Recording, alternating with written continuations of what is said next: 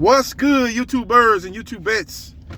This is JBsports, back again with another one. Disturbing news in regards to regular WBA lightweight champion Gervonta Tank Davis, who's one of the biggest names in the sport of boxing. Disturbing news. Last night he was booked on domestic battery charges in the state of Florida. He could get out on a $1,000 bond, and it was a first-degree misdemeanor. Outside that, we didn't have a lot of info from the report that came out last night. Now, you know the Twitter world, they're going to speculate, and you got people out here want to be the judge, jury, and the executioner without knowing the facts. And you got these other people out here trying to excuse what happened, saying that he probably got into an argument over a card game with a sparring partner, or arguing over a domino game with a sparring partner or one of his homeboys. You know what I'm saying? Saying the neighbors might have heard a lot of loud talking and they got scared and called the police. It could be as simple as that. You know, come up with all kind of different alternative theories on what maybe transpired yesterday. Now, it turns out that he was booked Tuesday night, but the incident actually happened Tuesday afternoon at a Parkland residence in the state of Florida. So it happened in Parkland, Florida. And it was with a female. There was a female acquaintance. And TMZ is reporting that Gervonta Davis struck the female acquaintance with a closed hand that caused an abrasion inside her upper lip. Gervonta Tank Davis is in serious trouble. He's in hot water, ladies and gentlemen. This is not his first rodeo, and that's a sad state of affairs. He had an incident in 2020 where he was charged with domestic battery. Those charges got dropped as the female acquaintance all of a sudden no longer wanted to cooperate with the DA. Now, he had another incident that, in my opinion, one is serious, but it was an incident nevertheless. He got into an altercation with a bouncer at a nightclub. Now, from what I remember was that him and the bouncer got into some kind of argument inside the club. I think he was trying to get his entourage in the club, and the bouncer didn't want to let his entourage in the club.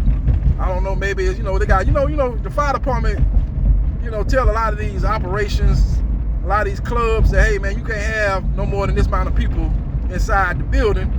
If you do, it'll be a fire hazard. So maybe I'm just speculating, maybe the bouncer was like, hey, we can't let you in. We got to wait till some people leave out, and then we can let you and your entourage in. Maybe Gervonta Tank Davis wasn't trying to hear that. Whatever the case was, I'm speculating. I don't know what happened. All I know is they got this some kind of altercation that led to them throwing hands outside the club. Now, the bouncer, mysteriously, like the female acquaintance in the 2020 incident, decided not to pursue charges. Now, he actually was charged in the 2020 incident. They didn't even bring no charges toward Gervonta Tank Davis. The club or the bouncer, they didn't bring any charges toward Gervonta Tank Davis in that nightclub incident. So I don't know if he paid them hush money or paid the bouncer hush money to make that go away.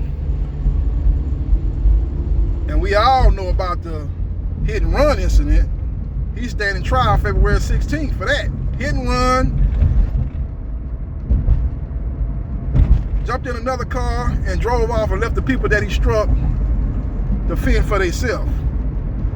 Now, 3 of the 4 victims decided, just like the female victim in 2020 and just like the bouncer that he got into it with at that nightclub, decided to not pursue charges. But that last victim, who was pregnant at the time and said she looked Gervonta in her eyes and said that she needed help, and Gervonta Tank Davis basically said, I can't do nothing for you, and jumped in another car and drove off, she decided to pursue charges and not accept hush money, or not accept money to make her go away, or settlements, or out-of-court settlement is the best words to describe that. She decided against that, and she's gonna hold him accountable. So that trial is supposed to be going down February 16th. Now you got this incident Well, a cop is now saying that Javante Tank Davis struck the female acquaintance with a closed hand, and he describes that as a slap that left an abrasion inside her upper lip. Javante Tank Davis, I'm not saying you did or you didn't do it. I wasn't there. I know that the cop description of it is from what he got from the female acquaintance. I want to hear your side of the story, but you 1 week out from a huge fight, which will set the stage for one of the biggest fights in boxing against Ryan Garcia, and now you find yourself in this predicament.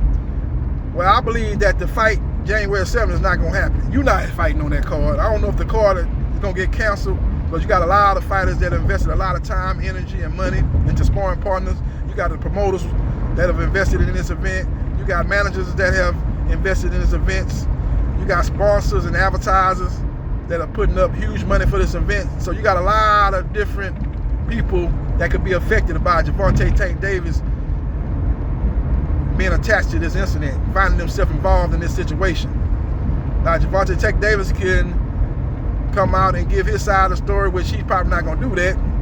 You know, his lawyer going to advise him to keep quiet, don't say nothing. We're going to take this to trial, and we're going to try to pursue this legally and try to find a remedy to this, just like we found a remedy to the 2020 domestic battery case, just like we found a remedy to the situation involving Javante Tank Davis and that bounce outside that nightclub, which never was pursued legally wise. So maybe they just got with him before he was able to speak to authorities and say, hey, we're going to pay you this money, you know, just keep quiet. And it was just two brothers that didn't see eye to eye. And that's just keep it moving. With all that being said, we will see what happens. And we'll see how this whole serious situation plays out. But Javante Tank Davis, last night, it was a lot of gray area. A lot of people speculating about what happened. Now we've got the female acquaintance perspective about what happened through the cop. And now we got to sit back and wait and see if Javante Tank Davis will tell his side of the story, or will he remain quiet from the advice of a lawyer. And this ultimately may end up in a courtroom. Or maybe they do another out-of-court settlement. But I think with this pattern of behavior by Javante Tank Davis, and he's got a court trial coming up February 16th from the hit and run, I think this is a much serious case, and it's going to be a much harder case to sweep under the rug.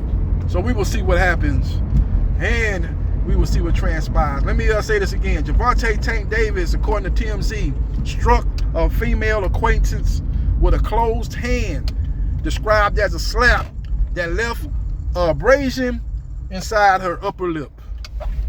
Sad situation. If he did do this, I hope he paid the ultimate price and do extended jail time. If he didn't do it, then I hope the facts come out and prove his innocence and he can clear his name. So we will see what happens, and we will see what transpires. But it's going to be kind of hard to say somebody left an abrasion inside the upper lip. You know. And I hope this ain't no case of a thin line between love and hate. When old girl said that Martin beat on her, and she put some oranges in a sock or something and hit her with a bunch of bottles. She had about 4 or 5 oranges in that sock, and she hit herself upside the face with those sock of oranges and left those bruises and said Martin did it when Martin came to visit in the hospital. I don't think that's the case. You know, I don't think that's the case. I think it was an altercation at that residence, and as a cop revealed, he later left and he was arrested several hours later, and he was booked in a Florida County jail. So we will see what happens, and we will see what transpires. Follow me on Facebook, Gerard.Briscoe.3551. Like, share, and subscribe to JB Sports. The man, the myth, the legend. And I holla.